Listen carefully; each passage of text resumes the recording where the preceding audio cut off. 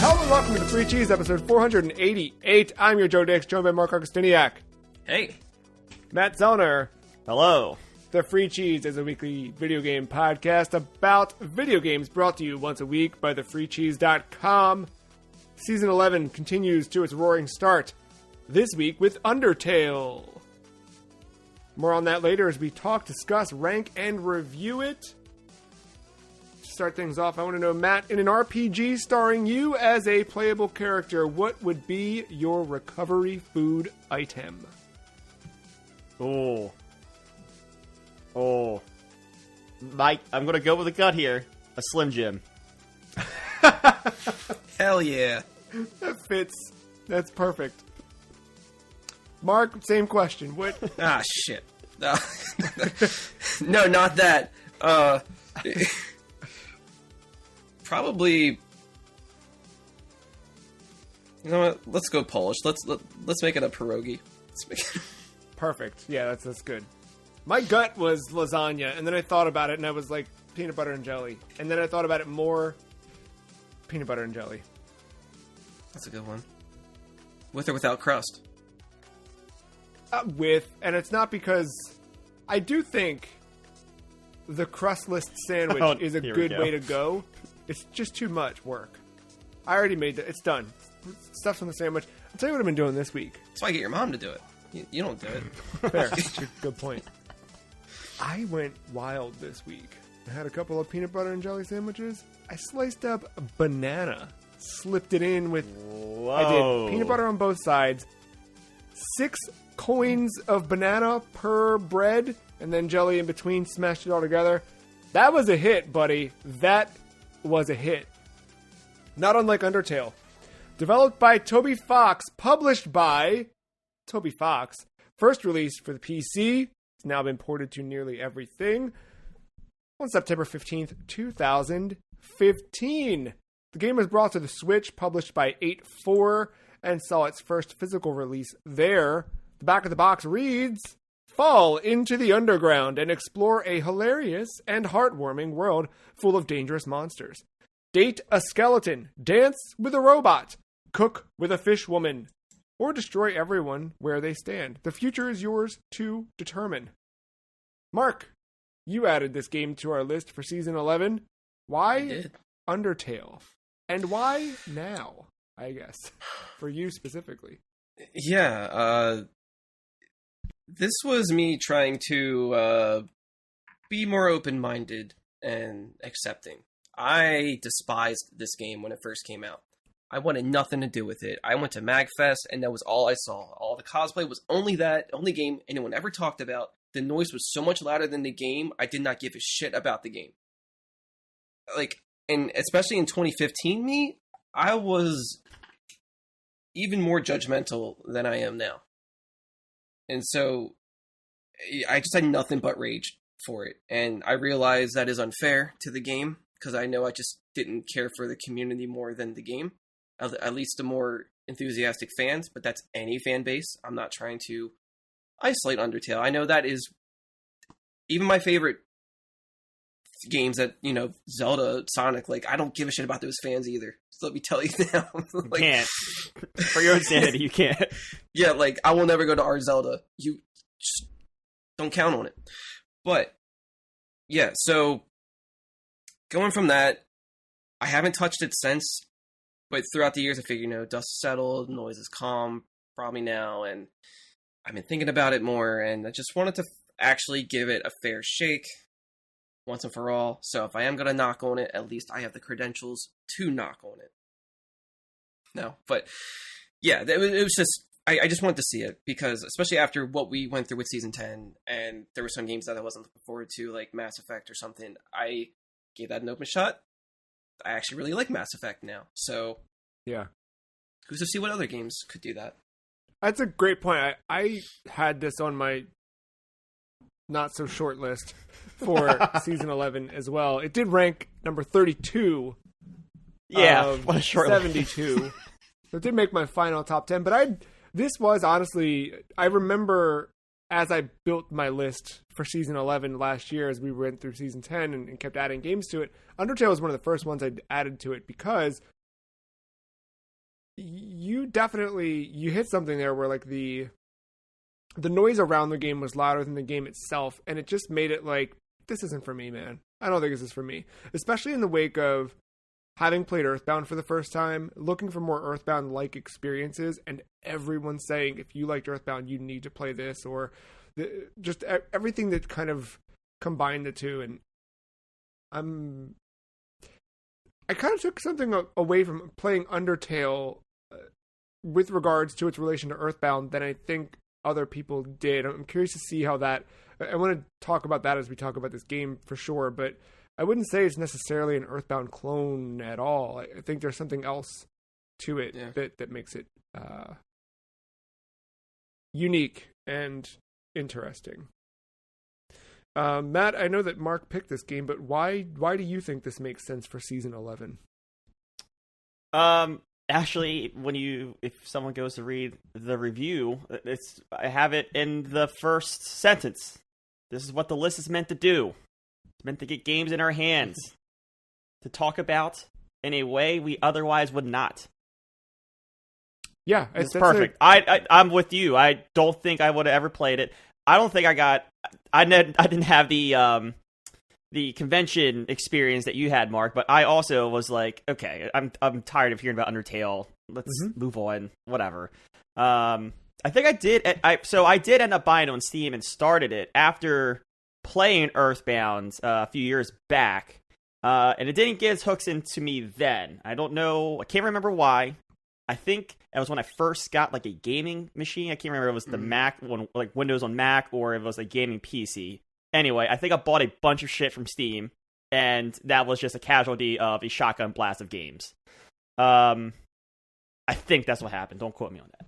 But no, I'm glad we added it to the list. Yeah, I agree.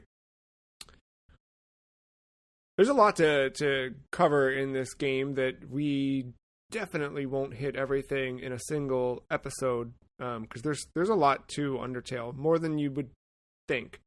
But I guess that's why the fan base is the way the fan base is, right? Like it takes something truly special to stand out that way. But it is a thing where, like, even outside of the fan base, as like Megalovania started showing up in Smash Brothers and Sans cost, and then Toby Fox is working on Pokemon games. It's like Undertale's big and seemingly important for a lot of reasons. And when you start the game, it kind of sets itself up as, I don't know, like that I would say the opening did not surprise me at all, right? Like the opening was, okay, you are a human who's fallen down a hole in the world of monsters. There's a gate that traps or that separates the human and the monster world. You need to find your way back to the surface. That's kind of the setup for this. And it's an RPG that you work your way through, but the characters you meet along the way, there's so many different unique interactions you can have, and there's so many different like dialogue choices that, not that necessarily you're making all the time, but just like you get to experience a lot of, I don't know, interactivity with this world. There's a lot of things that didn't always land, like something like Earthbound.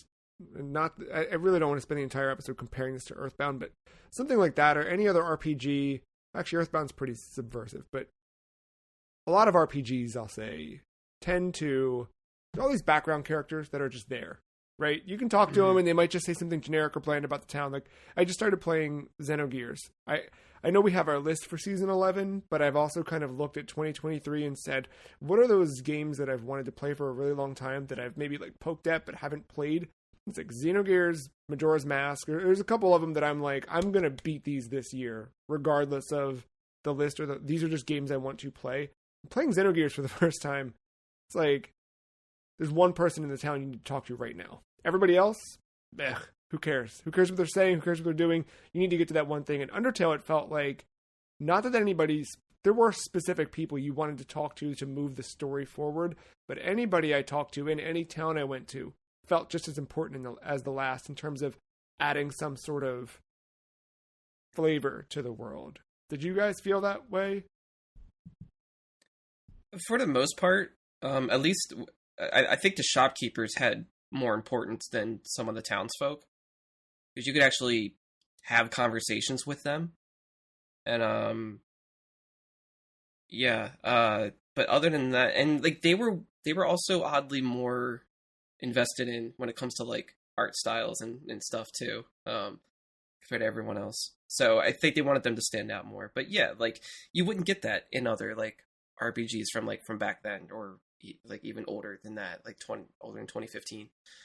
Like yeah, just some towns, even like Pokemon for example, or something, where like they all might have a hint of where you should go next or what you should do. But yeah, this one felt a little more grounded with its characters and just like how they convey themselves and their emotions, and you can feel that like, all right, they're just living here too. Like they actually feel a part of it instead of just being there to just push you forward. I guess one thing we should hit on pretty early is this game has a couple different endings and outcomes depending on how you play it. And this is the weird part. I guess if you just kind of go into it, you can go into it however you like to. The game doesn't really tell you should play it a certain way until the ending, unless I missed something at the beginning. But it seems like you really don't learn about that until the end. I knew that you could play entirely pacifist run and do zero attacking. But at first, like when they first introduced the battle system, I was like, well, I think the pacifist run might be boring, so I'm not going to do that. So I kind of started fighting people for the first little bit. I leveled up to like level 7 by the time I was like, well, let me try talking, because I was trying to talk to people in and out and see how that went. But then I hit a certain point where I was like, no, I'm going to go all in on this. Let me just keep doing this. And that ended up, I mean, obviously the way the game plays out being the way to go. You guys both did a full pacifist run. Is that right? Yes. I did every run. You did the, what's the... I started with Genocide. I started with pacifist, and then the more like rough route of just annihilating everything in sight, including the snowman. Poor guy. So speaking of the snowman, though, so there's the pacifism run, there's the genocidal run you can take, and then there's just something in between which kind of nets you Neutral, I think. pat on the back. Yeah, try again, go do something else. But to the, your point of your mention of the snowman, he gives you a piece of himself pretty early on to take through the game later into the game, and there's elements of that throughout this game that like you get these kind of key items that you can do things with later that connect to things down the line. And I just found Undertale as a whole had this whole kind of sense of purpose where everything was intentional, and especially playing the pacifist side of things and seeing how weird the combat system gets. And we should dive into the combat stuff specifically, but I kind of want to just linger here for a second.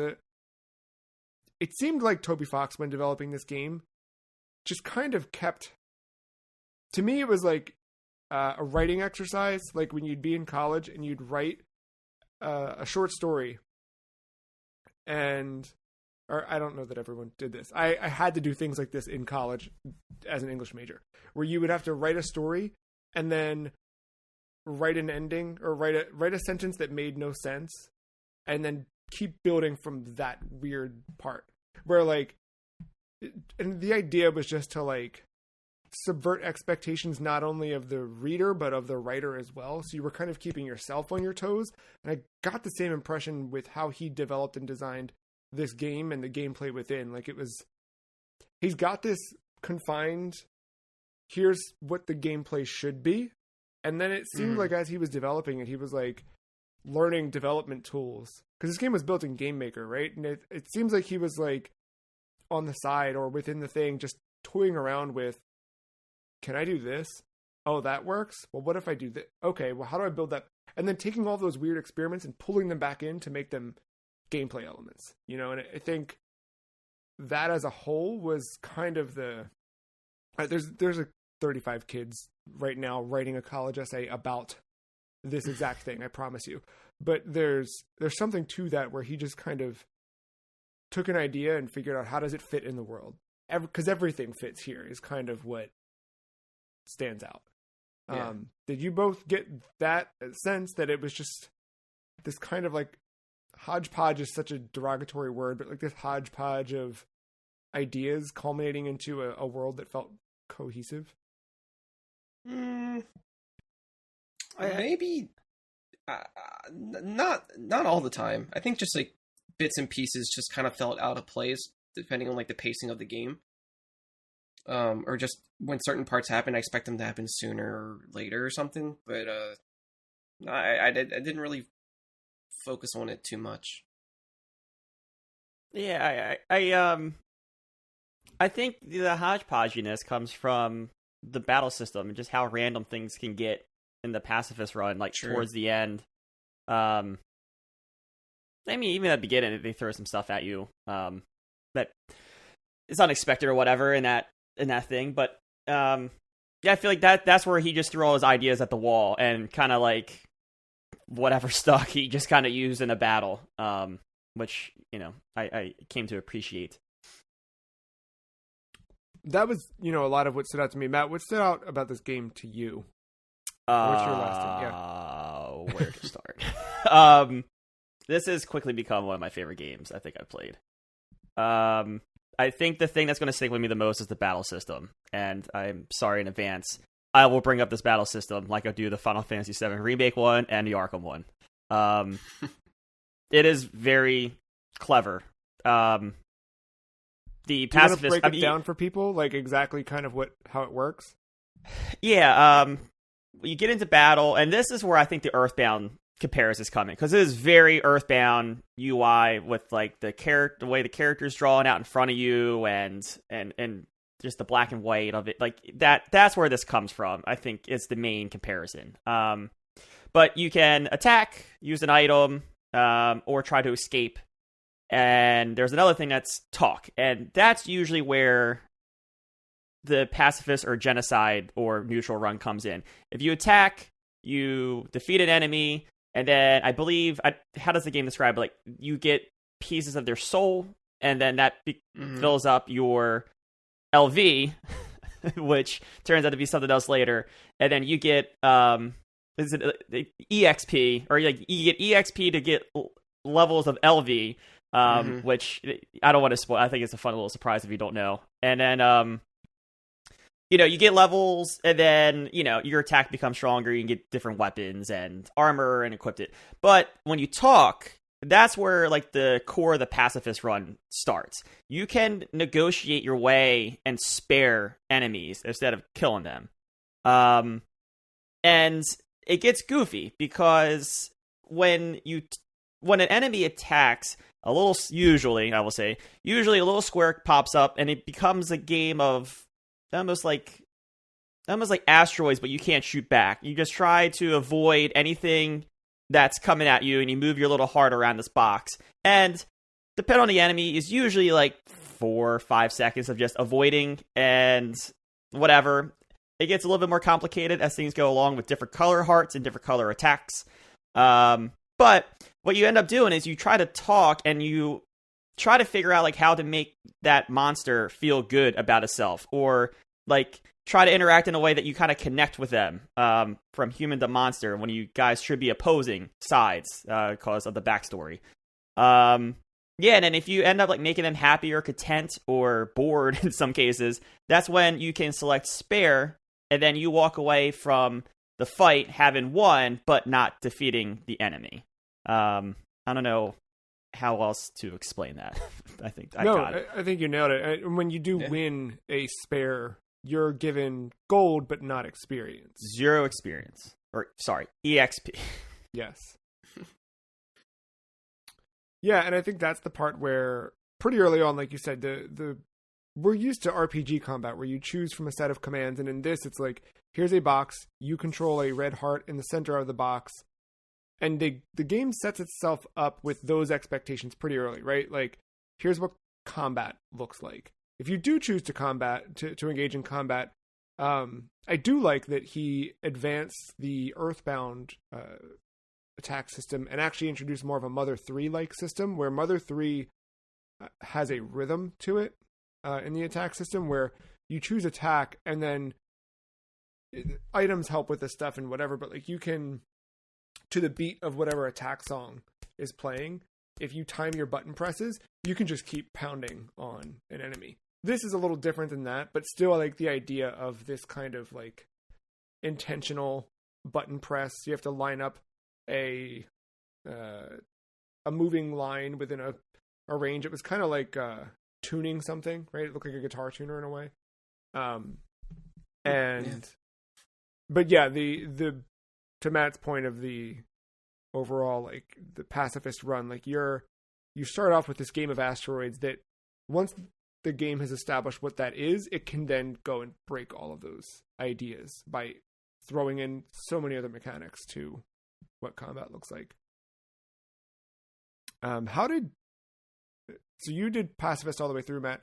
How did genocide work, Mark, differently? Did you find any joy in doing that run at all, or was it just for knowledge? It's interesting and frustrating. If I'm gonna roleplay being this monster, so that's the funny thing. Like, I noticed in Pacifist Run, monsters don't really know what a human is physically. They just know that they are hurtful creatures. And you not being hurtful, they don't really fully recognize you're a human until, like, you're being chased or attacked or something. So when you're doing genocide, they know immediately that you're human based on your actions. And the towns are empty. Like, most of them have evacuated at this point. How do you trigger genocide versus, I mean... So you have to not only kill, like, in every fight that you do, but you have to grind in every area until it says that, when the battle screen pops up, a little message will say, and no one came. So you have to actually clear out all the random battles in an area. Okay. And then you keep going on. And I didn't know that my first time through, so that's how I got the neutral. I thought I just had to kill every major character. I see. Yeah, I didn't know that either. I knew you had to get to level 20. And I guess that's how you make sure is by clearing, and that's you get to the exact level 20. And and when you go to save, it will tell you how many enemies are left in that area. And it will only say the word determination. Okay. Which is a big part of that game. And so like it's very different. Like shops, there's no shopkeepers. You can just take whatever you want. You don't need it because you're so high level. Yeah. And some fights, the way that they're scripted, you just automatically kill some people that does like 20,000 damage or something. But there's 2 boss fights that are specifically brutal that I could not do. I mean, I'm sure I could do in time, but it would take a lot of time. So I did the ultimate villain thing in this villain run and roleplay, and I cheated the game. I had a program called Cheat Engine, and I modified it to where I would keep healing myself if I couldn't dodge some attacks or whatever. Because I was not going to keep sitting through 2 fights. And, and after doing that, I just realized, like, all that work just didn't... It's good lore-wise, but the amount of lore you get doesn't quite justify everything you just went through, I feel. So I feel Pacifist Run, you get the all-around better scope of this game. But if you want to dig for more, and you want to be a little sadist or masochist about it, that's definitely the way to go, because the end is gonna ruin you. A game like Nier is kind of required that you play through multiple times, and it's expected and it's known and encouraged. But something like this, it's not necessarily the case. Do you usually feel compelled to play through a game multiple times to see its multiple endings? Some games. I think it depends on how important that narrative is to where I have to do that, versus how much do I have to invest in it as well. So like, let's say something like Mass Effect, for example. I'm not going to go through every way of that to see the different character interactions or outcomes. I'm just going to play it a way my character is just going to handle it, and whatever happens, happens. As to something like the Zero Escape series, where that's kind of a focal point to see a lot of various ways. So yeah, that keeps me more intrigued, and they do it at a convenience to where it doesn't fully waste my time, besides the reading. But, you know, it's a visual novel game, so that's kind of the point of it. So yeah, like, I think it's case by case. What propels you to do it this time? I just really wanted to understand what was going on, because like this world, like you do pick up on everything, but it still felt like some things just weren't explained well enough, and I didn't know how to find it, because anything online, like fan wikis or videos that I had to like comb through just to find this one bit of detail, I just couldn't exactly get it. So it's like playing it's the only really real way to fully, I guess, understand it. Yeah, get right to the source. Yeah. I really enjoyed how many just elements, not even outside of combat, how many mini games and things you could interact with. Like, one of my favorite ones was where I literally had to open up a metronome so I could pace out snails racing in time. Did you guys do the snail race? I did. I failed it once. I didn't try it again. So that one I had to look up a video on how to do it, because I failed like 3 times.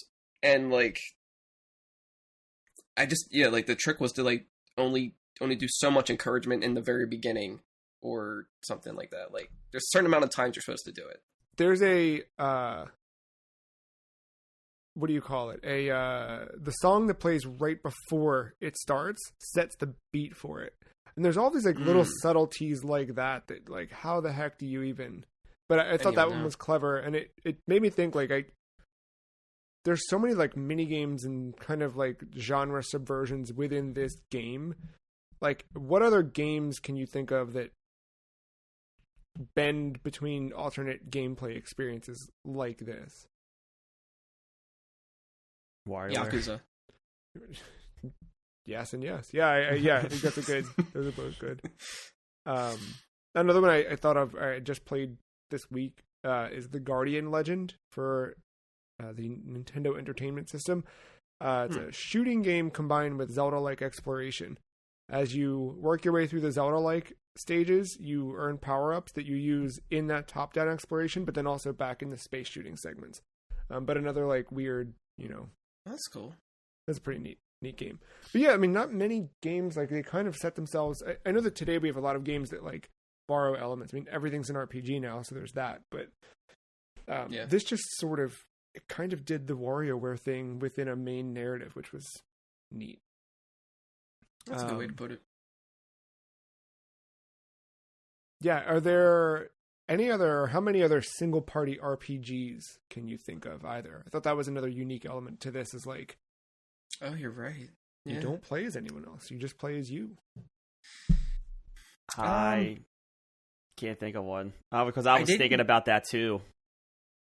I didn't get far enough in it, so I don't know how true this is, but I believe Legend of Mana, you're just a single, but it's not turn-based either, so maybe there's that. So I guess that's more of a Zelda, which most games like Zelda, you are just one person, so never mind. Yeah, I think I can't really think of any. I think the closest might be Mario and Luigi. But then, you know, that's just 2 people at least. Sometimes this is a cop-out answer, but I know sometimes there's that main party character that can't die though. And in a weird way, like they become the focal point because of that possibility. So like like Yakuza and like Shin Megami Tensei are perfect examples of those, but I can't think of any like single party. Lightning Returns comes to mind because your party is Lightning's costume changes that change out how she attacks, but it's such a different I didn't know that vibe. Yeah, Mark, you would like Lightning Returns a lot. It's like one part modern day Final Fantasy, one part Majonie's Mask. It's got a whole one part Style Savvy. It's pretty good.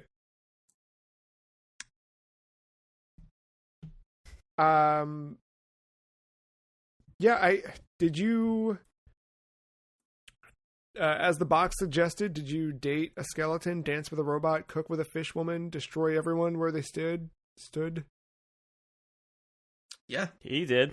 I didn't. I didn't do the last part. Yeah, definitely did. I almost locked myself out of that pacifist run because I thought I missed a date opportunity, but thankfully, it was still there by the time I could kind of get myself back around. That's good. Oh, yeah. No, I did have to use a guide a little bit. I will say with this game, like the way that its world is presented and some of the characters are portrayed, it does feel like it would fit in with Adventure Time. Oh yeah, it had, yes. Like even when parts get a little more serious, like it hits some of those notes too. So like I could totally. I think a lot of that just kept reminding me along the way, especially with I don't know how to pronounce her name. I think it's Undyne. That's how I was saying it. Yeah. Yeah, like she was basically like in my head, like her voice. I gave her like Marceline's voice in my head. Yeah. Yes. I was just like, this works a little too well, especially with her mannerisms. Do you think we'll have an Undertale cartoon one day? Everything's turning into cartoons. I mean, there's so many fan stuff out there. It probably already exists, like a full length thing. Yeah, but yeah, I'd be curious pick it up. Delta Rune comes out fully, what happens with the property. I think that would be a good time to line it all up, and maybe Toby would be available to help on a show. I could see Frederator doing it. Yeah.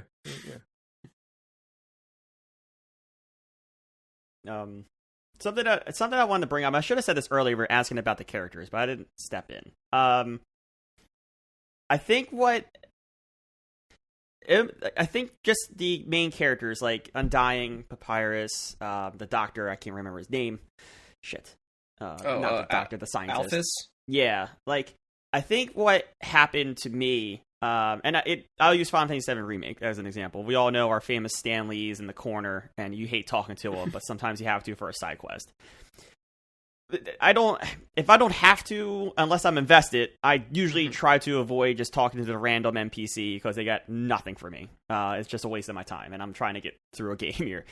But I think what happened with this game is I think those main characters are so good that I think it almost led like a trickle-down effect. It was like, those are so good, I think I want to talk to everyone because they might either... I'm not going to say they're going to be equally as good, but they actually might have a purpose here. And it kind of ties back to everything kind of fitting in and having a purpose, but that was kind of what led me to like literally talking to as many people as I could and exploring kind of every nook and cranny I could. But yeah, I think that was... the biggest thing is like the main side characters are so good, and like small attention to detail. Like they each have their own like little font, their own little characteristics, and they never really deviate away from it. I like even Sans, like even he has like this little dark moment when he's explaining to you at over dinner, like, hey, it turns out it's Toriel. He's been cracking jokes to behind the door, but like. He was like, yeah, if it wasn't for her, it'd be in a different situation. And it's like, just little characteristics like that just make these characters kind of come to life and so good and good development that, they kind of trickle down that effect to the rest of the world and kind of caring where I was at and about all the other monsters. I liked that. Yeah, that there was a very ominous conversation. That yes, I was waiting to see what else would come of that.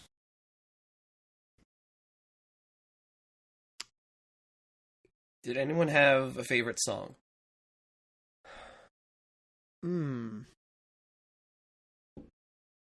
I never got to hear Megalovania, so I must have, maybe that was one of the different runs or something. Because I know that one from Taiko no Tatsujin and all that stuff. Like I know the song, but yeah, that's only in the Genocide run. Ah, okay. Yeah. Other than that, I can't right now pinpoint anything. However, I remember playing and like just appreciating everything in the moment. I do remember like as I played was just like, the song's really good. Like there's just a lot of really good music in this. Two game. get stuck in my head in various points. It's Metaton's song. The robot, like that one is just something about it's just a little like hypnotic to me. Mm-hmm. So like that one gets stuck in my head, but more so I catch myself like in my head like humming the Asgore fight music. That's really good fight music too. Yeah. Yeah, I'm with Joe. I liked it all, but there's not one that I can pinpoint. One thing, I don't know why it was such a tone setter for me, but you get through the Toriel fight, I'll put that in air quotes, and then, like, it's that sound effect, and you use the same sound effect when you boot the game, that doom, it was just Undertale. Yeah. And, like, you go through the door, and, you know, you're outside the dungeon ruins or whatever that area was called, and like you're out in the world and you're by yourself now, and just that little sound effect with the Undertale, I don't know, it set the tone for the rest of the experience. I feel like you're by yourself. Here, good luck. Yeah, it's a very isolating sound for sure. Like I think that is one of the more oddly realistic sounding sounds effects in this game. Like everything else kind of has like a video gamey feel to it, but that one doesn't feel video gamey for some reason. That one feels like you can just imagine being closed in or like something like that with that sound. I'll ask, did anyone have like a favorite fight or interaction? You all can't think of one. I'll share mine. I liked fighting Metaton with the trivia game stuff. When you realize that Dr. What is it, Alphys is sitting there hand signaling the answers for you. That was pretty good. I didn't pick up on her right away. At first I was like... I missed it too for like the first two questions. Same. Yeah. I'm not sure if I have like a favorite, but I just like how dumb some of the like pacifist ones can be when like if somebody needs to be charmed or somebody needs to be ignored and they just can't handle it, and then like the stuff you have to avoid isn't really hard anymore. It's like, oh, the bug. I like the bug. Where where it's like you just I think you just like talk to them and then I don't know if you have to get rid of like one of their members in their group or something, but like when they're left alone, they just do like a little dance. So you just like a little bug just doing like a wave with their arms, not trying to hit you, and then you could just spare them. It's like, all right, that one's cool. We mentioned it earlier how ridiculous the fights end up being if you go down that route. The last Metaton fight with the ratings, I think it's hard as nails. However, once you kind of understand what's happening and what each talking action does for you and whatever, it's actually really clever because it's one of those ones where the fight knows, this is where it's so creative, like the fight knows is so hard, so it gives you an option to like, all right, we can increase ratings, just eat hits. And I think clever, because a lot of those were hard to avoid constantly. I for that fight, I just kept posing.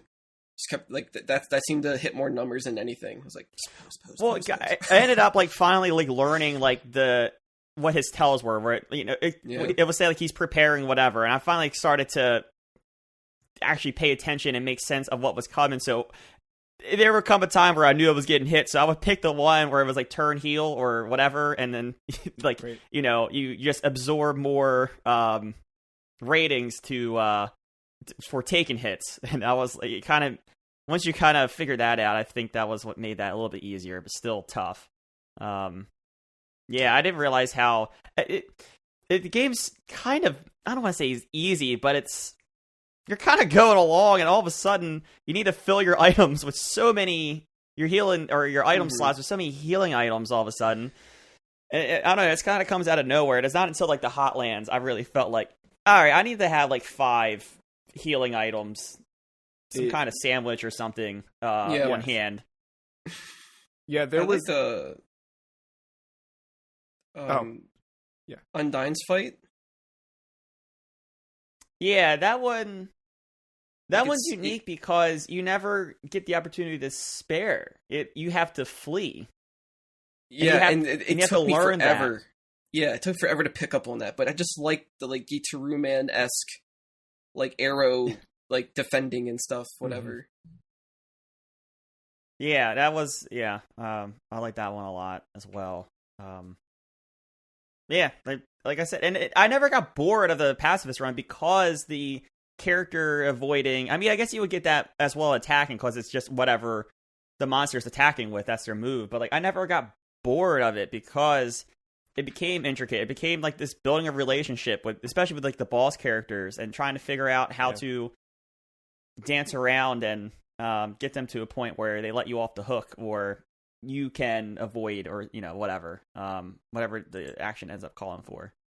That did, because I wrote down in my notes, I want to do pacifist, but it seems boring. And after having kind of like switched and pivoted to that, I was no longer bored, and it's really fun. I think like if you know nothing of the game, but you've also been on the fence forever, or it's just been whatever, I would say try your first run at no combat, and you'll probably have a better time than you think, if you're at all feeling averse to it.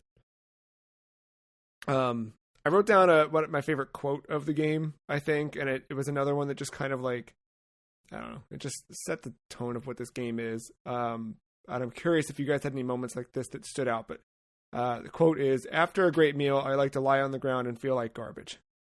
Because that's true to life, man. I tell you what, like every time we get done eating, it's just like, all right, let's just go plop and digest and what. But it just, that one stood out to me.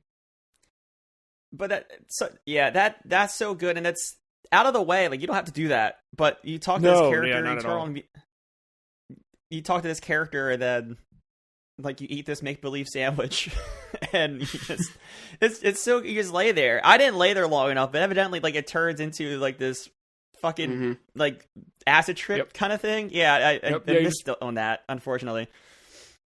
Float through space for a while. Yeah, that's all it is. Yeah. The mannequin in the sewer, or the dummy in the sewer. That's pretty how good. he actually just comes to life. Like, it's so good. Yeah, there's so many of those moments. Like I think the game is so worth playing. Even if you're like all three of us and wanted to shit on it for for reasons. To me, honestly, it seemed like to Mark's point of Adventure Time, like I had watched Adventure Time at some point, and it hooked me, and I saw past it being a kids show. But Undertale, to me, is like, if I see, there's other shows that have been more on modern day Cartoon Network where I'm like, I'm an adult, that's not for me. And Undertale felt like, this isn't for me. And like having gone through it, like, no, it is. It is that. And there's there's value in you get out what you put in, right? Did any of you eat instant noodles at all during a battle? Yes. No, I did not. It's not instant. No. Oh shit. It's a whole dialogue of you prepping the food. It's just like, oh, you gotta wait a couple of minutes to boil the water. You gotta wait a couple of minutes to let the noodles set in. It was, You don't get attacked while you're waiting, but like you have to go through the whole process of what it's like. That's to pretty prepare. good. Yeah, that wasn't nice. But it was the only It's food like, I had on hand, and I needed to eat something during a battle. So it's like waiting through what's his name from Splatoon to buy a weapon. it was that. Yeah. It was worse. Yeah, but more fun, I guess. Favorite character? I mean, there's a bunch. I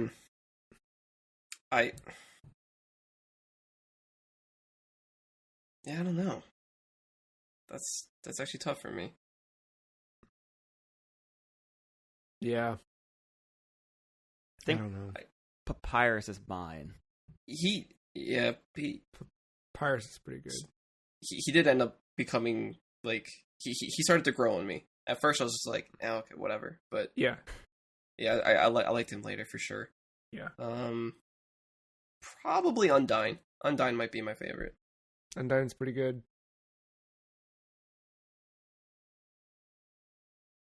It's cool that there are so many characters that could be your favorite too. I think that's the important thing of this game is like truly everybody you interact with means something. And that was good. Yeah. Did anyone find Temmie Village? Which one No. was that? So, there's a part where you're going through the mushroom, like you have to light up the mushrooms to find the path to get out. Yeah. It won't be lit up when you're first through, and unless you actually go through it. But like you can go down instead of up, and there's this whole little town of just these little dog cat things with sweaters. It's based on one of the artists of the game.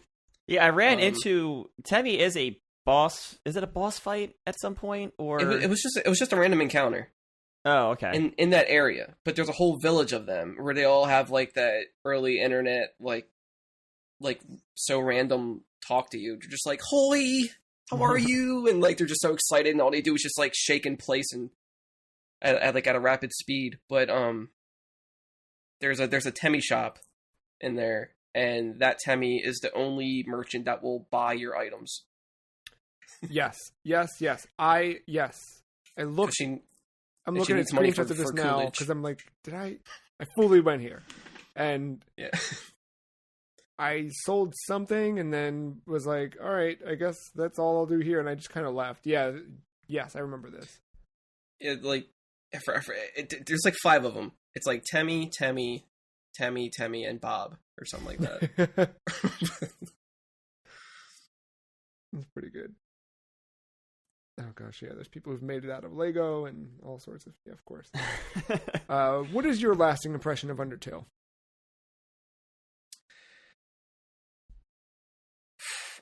Mine's probably shorter than Matt, so I'll get it out of the way. I don't know what to say, so go ahead.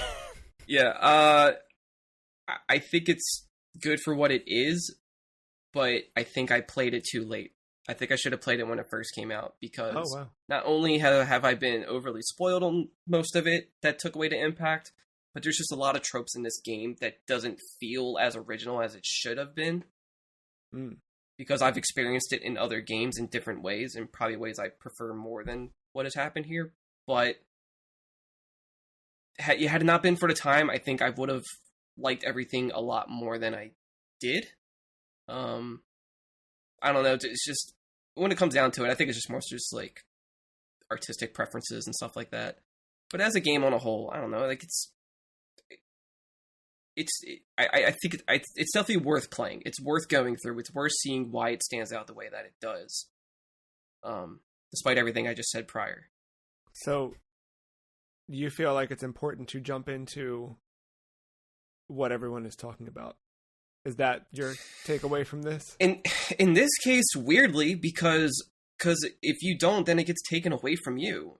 Yeah, unless you're completely like ignorant to it all and just have no idea like what it is at this point. Like if you're in 2023 and never heard of it and you want to jump into it, and yeah, like I don't know, maybe your experience will be a little more enriched. But just me and just the way that I am with things, and usually spoilers I don't really care if I know them beforehand.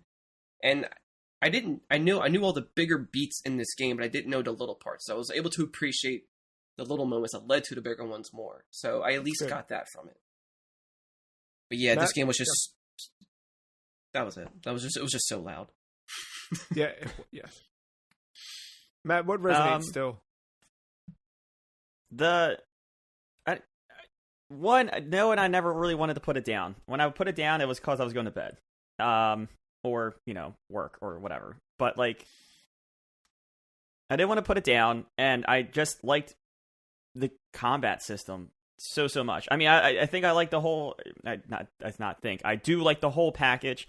I like the art. I mean, it's kind of like as basic as it is. There are some like really cool like background shots, like especially that one in the Hotlands when you see, I think like the castle or whatever in the background. There's some really cool things there. I think the art on the characters, for the most part, is really cool. Like I said, the little attention to detail with the fonts and whatever. But no, it's gonna be that combat system and just like remembering that I did not want to put this game down for the duration of its like 9-ish hours I spent with it. And it's not Earthbound. Like there's similarities, but it's not Earthbound. Earthbound has a rolling health system, which is fucking awesome. This does not have that. It has its own awesome thing. Yeah, this would have been nice with that. Everything needs a rolling health system.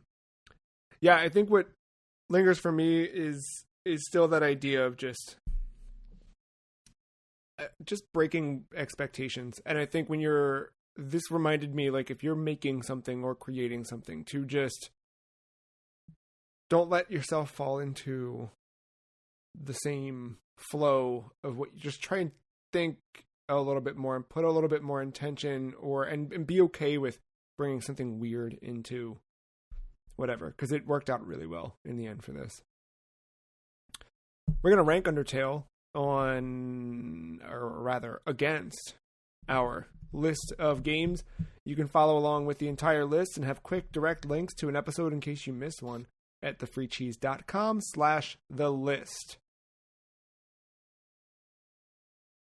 Oof. So I have mine premeditated. Well, go ahead, premeditate. This to me would take the new 25th place, right under Mass Effect 2. Huh. I was thinking somewhere else a little different, but I'm probably the one that has it marked the lowest. It sounds hurtful, but I was actually trying to compare to everything else that we've went through, and yeah, it just came to a matter of like, I guess, overall experience versus replayability type thing for me. Yeah, no, I think that makes sense. And Mass Effect seemed like the best one to compare it to. I like Mass Effect a little more. So you had it at 25. My gut was at 9 or 10. Matt, where were you leaning? I mean, I'm high. I'm the outlier here. I'm This is good. Like Quake, Hotline, high. Wow. Like, it would be above Quake?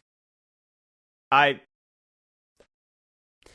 been anxious about this moment all week. Like, I when reviewing this game, we have a new review system. Go check it out on the site. I've probably have given that thing the most clicks daily as I've been playing, because I knew I was flirting with a number that was extreme, and I don't know, every time I went back there, I think I just kept reinforcing any doubts I had. So yeah, I'm high. I came prepared to argue Wii Sports, like that high. This is one of my favorite games I've ever played, like, period. I love it. I love that so much, honestly. But again, I know that this had very well I'm an outlier here, so I have expectations. No, but like your experience is so interesting to me, because it's so surprising, because I was not expecting that type of impact. Yeah, I figured Matt would come in with the response I've got from Mark. Like, that's where I felt like Matt would be like, "This is good. This is da-da-da-da." Like, you know, not that Mark just came in and rambled and said, "This is good, da da da da," but you know what I mean? Like, No, I get it. Yeah. Like, I'm glad that like nothing outside of it hindered your experience. I mean, it did. I never thought I was going to play it. I mean, Yeah, but actually Right. playing it is what made me feel good about it. I okay. Let's rein this in. I think I'm actually okay with this being higher than what I placed it. By the way, like I'm not like objected to. Yeah, I do think this jumps the teens for me. I'm having a hard time seeing it above Rez. Just in that top stack. And then I know this is like so entirely different than WWF No Mercy, but looking back at No Mercy, and that was pretty early on last year, but looking at No Mercy, knowing that No Mercy was, for us, the best representation of what it... Like, No Mercy was the best of what it could be, right, in that regard, and that's why we've ranked it and rated it so highly, and placed it where we placed it when we did, and I feel like Undertale is... it's of that same ilk. Like, it is its best self. You couldn't... I think that's the beauty of the thing I've been kind of repeating this episode, where it's just the game constantly finds ways to add new surprises, and I feel like the only thing it could do differently is add a different surprise, but it still just has that like built into its DNA in a way where that is itself, and it is, I think, its best self. I can't think of much about the game that you could strip away or would need to add to improve it. It just kind of is Undertale, and I think in that respect, I still think where my gut was like number 10 fits for me. Yeah, I can see that. where are you all in? I said it last week. I'm just gonna sit back and listen this year. I'm tired of ranking games. I'm just gonna sit back, listen, and just agree. We've got 28 more, buddy. Just go to 28 times. It's gonna be like, all right, sounds good. Yeah, I'm fine with it. Like underneath No Mercy. The only thing you said there is like the best representation of itself. Yes, but I don't know if that's the case for necessarily 8 through 1, right? Like I don't know. I think there's a better first person experience than Portal 2. Maybe it's not on. Is there a better first person puzzler? I think that's one of its kind. Yeah. Well, I think that's for... another thing about this top 10 is that these are kind of wholly their own thing too, yeah. right? Yeah. I don't know. Yeah, I'm fine. Because when it's not Earthbound, but I will say I think being off Earthbound for a couple years, I think I like Earthbound better still. Yeah, especially the ending of Earthbound, the way that you're... The thing I like about Earthbound that I over Undertale is when I got to the end of my run in Undertale, it told me, you screwed up, you should go do something else. You need to do this again. Where Earthbound, there's only one way to the end, and it was super impactful, even having done that. Now, I know the pacifist ending has its ending. I know the genocidal ending has its own outcomes, and like they're good if you got to them naturally, but having not gotten to them naturally, it was tough. Where Earthbound, there was only one way you're getting to that end, and it was impactful, 100%. I gotta stop saying 100%. I hate it. I was doing 1,000% for a while, but now I got 100. Also, I'm just gonna throw this out there. I mean, next week we have another WWF game that could challenge No Mercy. Okay, yeah, it could. I'm just saying, All right, we'll see. It could. We don't know. I know. We're not talking.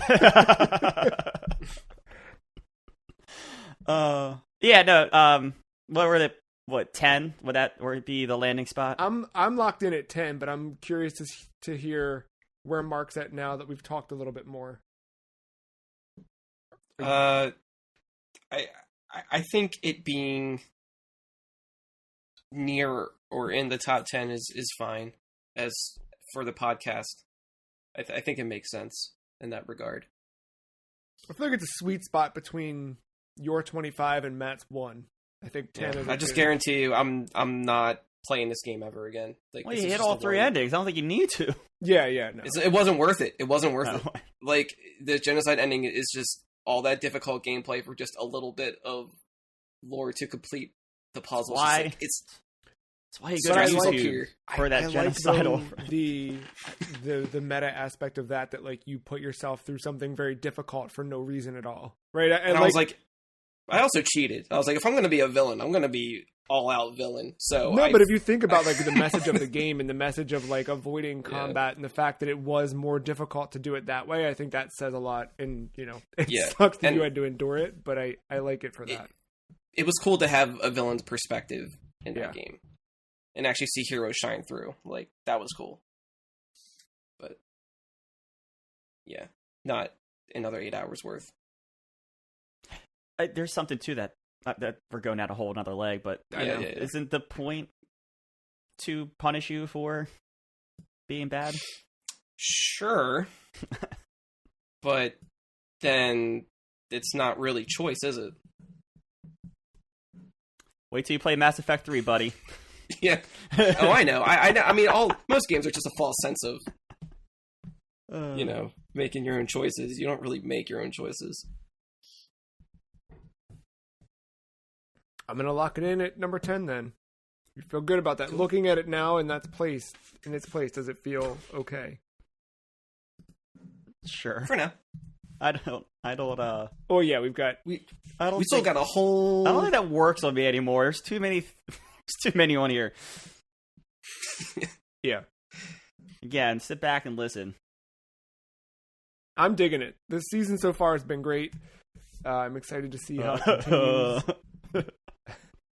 And it will continue next week with Way Forward's WWF Betrayal for the Game Boy Color. So go check that out in between now and then if you want to play it ahead of listening to us. We'll be back next week, the 23rd, with episode 489 and WWF. Until then, thank you, Matt. Thank you, Mark. Thank you, listener, for listening. We'll see you next week.